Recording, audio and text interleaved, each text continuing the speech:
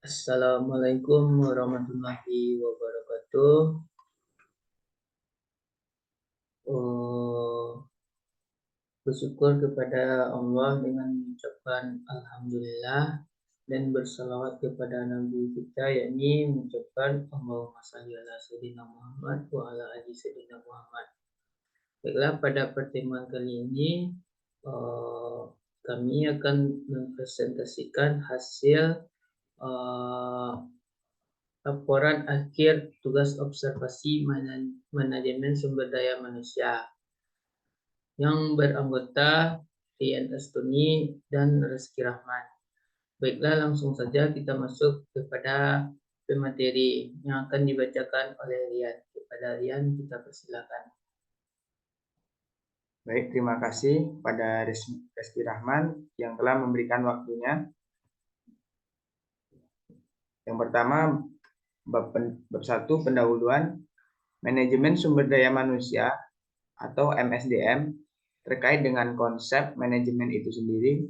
Seperti diketahui bahwa definisi manajemen adalah ilmu atau seni yang mengatur tentang proses pemanfaatan sumber daya manusia dan lainnya secara efektif dan efisien untuk mencapai suatu tujuan dari perusahaan.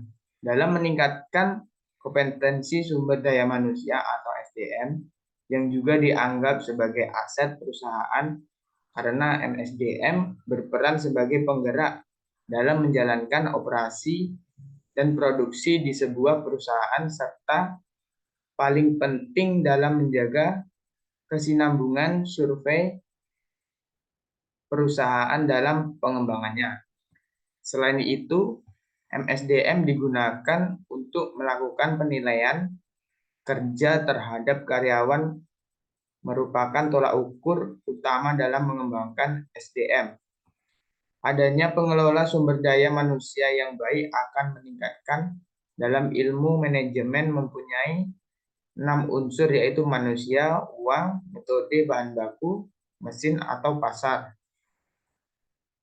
Unsur tersebut saling terkait satu dengan yang lain, namun yang terpenting adalah manusia. Mengingat unsur tersebut akan menggerakkan semua unsur agar berjalan efektif dan efisien. Selain itu, unsur manusia atau MSDM mampu melakukan pengaturan manajemen kepegawaian atau manajemen personalia. Next. Bab 2, landasan teori. Manajemen sumber daya manusia. Menurut A. F. Stoner, manajemen sumber daya manusia adalah suatu produser yang berkelanjutan yang bertujuan untuk memasok suatu organisasi atau perusahaan dengan orang-orang yang tepat untuk ditempatkan pada posisi dan jabatan yang tepat pada saat organisasi memerlukannya. Next. Rekrutmen dan seleksi pekerja.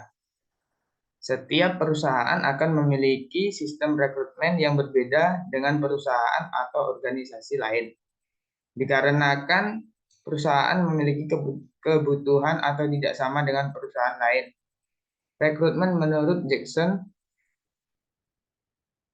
atau Winner 2010 pada hakikat merupakan usaha mencapai dan mendapatkan pelamar berkualitas bagi perusahaan untuk mengisi jabatan yang kosong. Sementara itu, Ivan Vaicevic 2007 mengatakan bahwa rekrutmen sebagai the set of activities and organizing uses to attract job candidate who have the abilities and attitude need to help the organization active is objective, atau serangkaian aktivitas yang digunakan oleh sebuah organisasi untuk menarik para pelamar kerja yang memiliki kemampuan dan sikap yang dibutuhkan untuk membantu organisasi dalam mencapai tujuannya.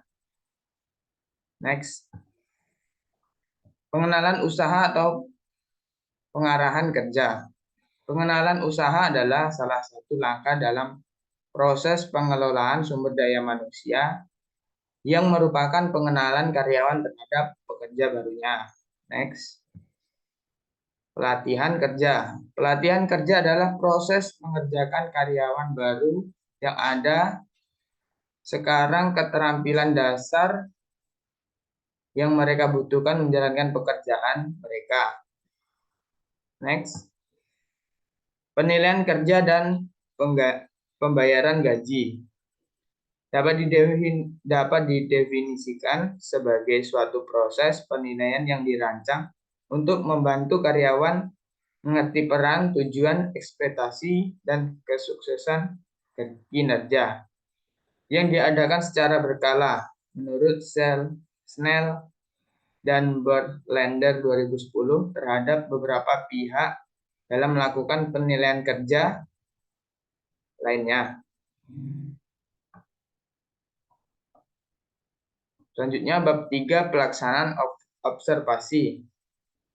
Dalam pelaksanaan observasi yaitu bagaimana sistem perekrutan di CV Usaha Batu Lima Raya.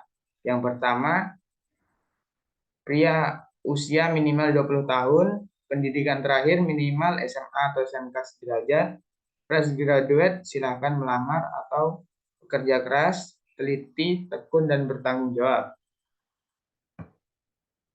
Selanjutnya, di Batu Lima Raya, yaitu bagaimana kinerja para pegawai di CV tersebut. Di CV Usaha Batu Lima Raya, para karyawan diberi masing-masing pekerja sesuai dengan ahlian masing-masing. Sebelum mereka melakukan pekerjaan dengan baik, mereka diberi pelatihan selama 1 bulan agar kinerja lebih baik. Saat pelatihan tersebut, mereka diajarkan dengan nama, alat beserta fungsinya agar tidak salah dalam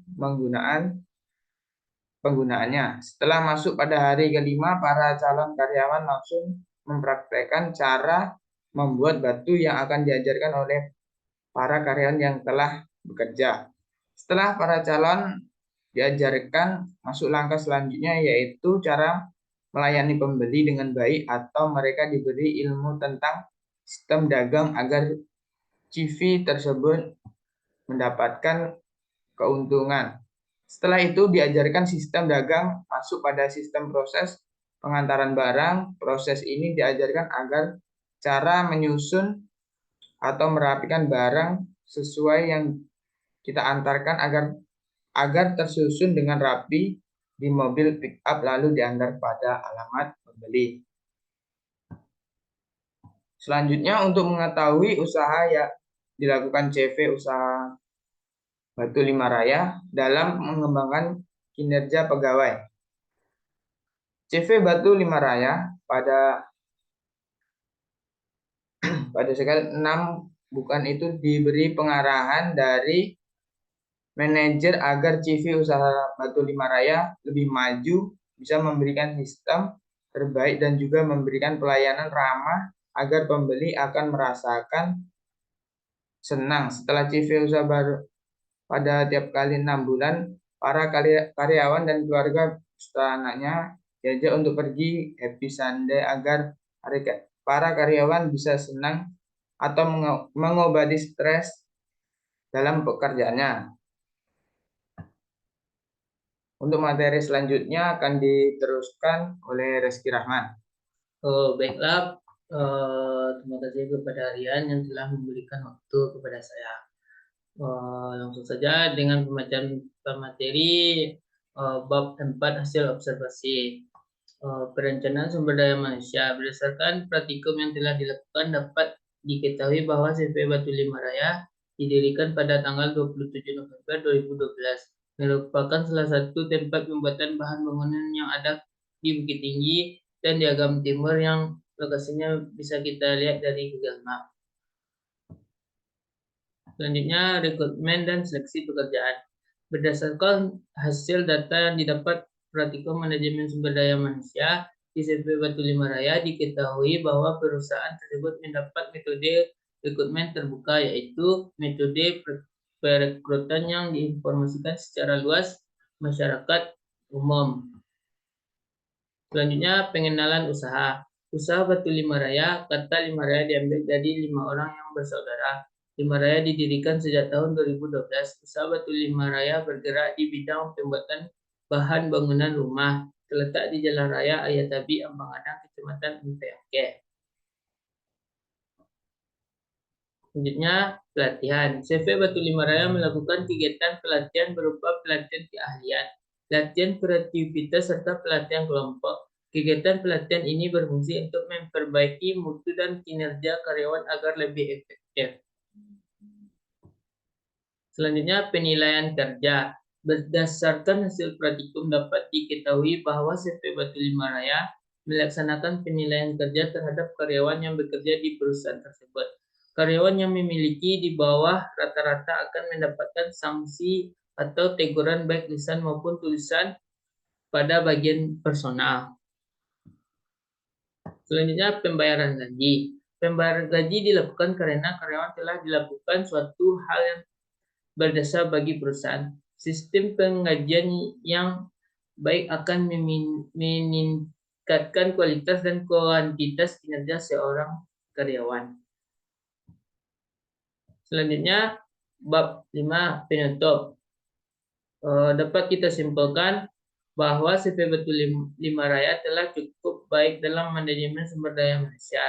Dalam hal ini juga telah mengelola karyawan cukup baik dengan pemberian training atau pelatihan dan lainnya. Rekrutmen dilakukan dengan cara melakukan tes wawancara, sistem pengajian dilakukan sesuai dengan jabatan karyawan. Saran bagi CV Batu Lima Raya untuk tetap mempertahankan sistem manajemen sumber daya manusia yang sudah cukup baik akan lebih baik apabila meningkatkan sistem yang ada sehingga akan tercipta sumber daya manusia yang berkemampuan tinggi. Baiklah, hanya itu hasil observasi saya. Kalau ada kesalahan maupun kekurangan, kami minta maaf. Wassalamualaikum warahmatullahi wabarakatuh.